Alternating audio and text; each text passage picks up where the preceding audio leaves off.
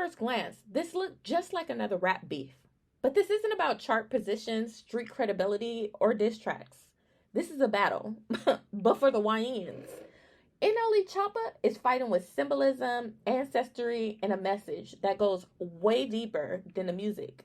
This feels like another Kendrick versus Drake, but for the younger generations. NLE Choppa and NBA YoungBoy are currently in a rap battle. But what makes this different is the reason it started. According to NLE, this wasn't ego-driven. It came from a dream, a vision, where he felt called to confront NBA YoungBoy and what he represents. From that moment on, the music stopped being personal and started becoming purpose-driven. The reason NLE Choppa is winning this battle isn't just lyrical ability, though he has that. I mean, it's not even a close race, but whatever. It's not just the visuals, though the symbolism is everywhere. It's the greater message. Just like Kendrick Lamar didn't just diss Drake, but deconstructed him. NLE Choppa does the same with NBA YoungBoy, especially on Hello Revenge and KO. In KO, NLE isn't attacking YoungBoy's career. He's attacking the persona. He positions NBA YoungBoy as a negative archetype for the youth, someone whose image reinforces chaos, brokenness, and destruction. Meanwhile, NLE positions himself as a positive role model, standing on lineage with the greats. In Knockout, NLE visually aligns himself with icons like Muhammad Ali, Prince, Michael Jackson, Tupac. What's important here is that all of these figures are deceased, but they are loved by Black culture, and they loved Black culture back. These weren't just celebrities, they were cultural protectors. This read as ancestral veneration. NLE is saying, I'm standing on something bigger than myself. That becomes especially clear when he introduces what appears to be an NBA YoungBoy lookalike, but places him against imagery of a broken Black family. The implication that YoungBoy's music and messaging contributes to cycle of dysfunction, not liberation.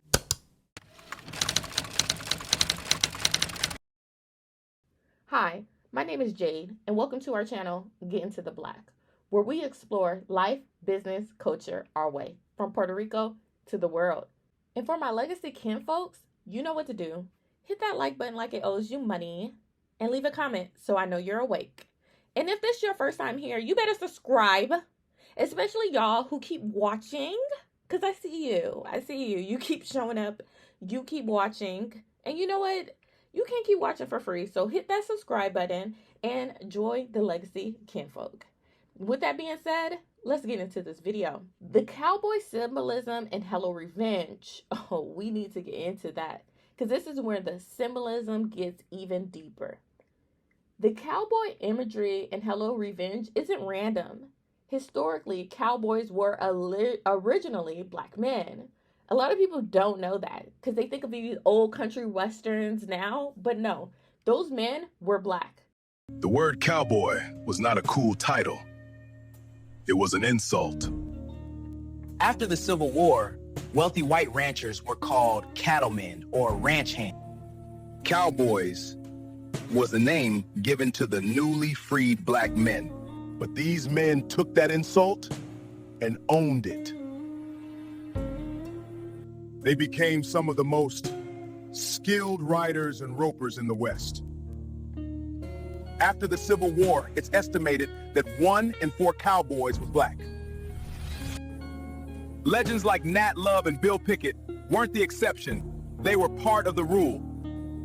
So next time you think cowboy, remember the image was stolen.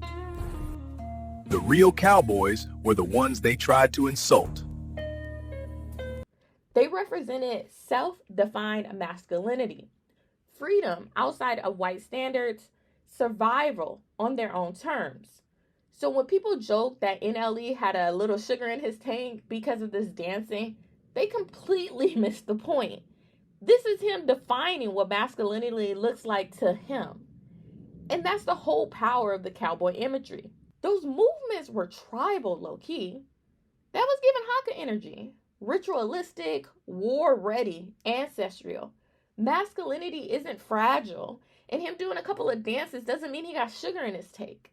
And NLE is redefining that. He's taking the image of masculinity and what it looks like to be a man, and he's saying, I could dance and still be with it. I got hitters too, bruh. Towards the end, NLE appears in what looks like a ceremonial setting, surrounded by indigenous tribes. The energy, it was very much so giving Black Panther, meets that ritual dance scene from Sinners. Throughout these visuals, NLE includes prayers, protection imagery, scripture, especially Psalms.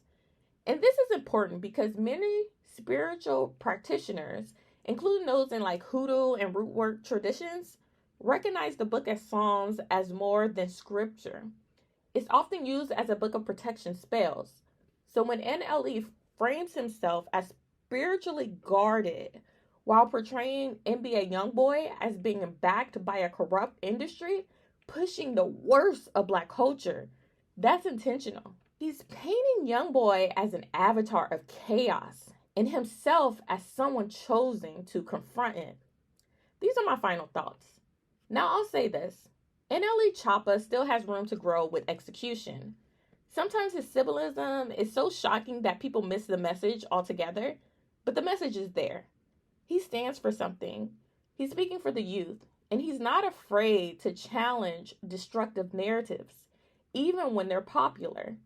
And honestly, that deserves support. Because whether people realize it or not, this isn't just music. It's a cultural intervention. Until next time, stay beautiful, stay blessed, and stay Black. This is Jade, and you're watching Get Into the Black. Bye-bye. Bang this out. I'm a real nigga. I'm a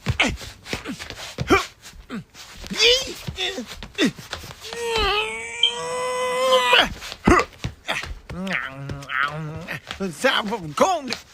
No.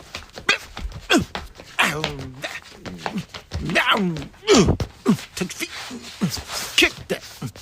Ooh, you like that, don't ya? Yeah. Yeah. Don't cross the line. I'm going. Go close.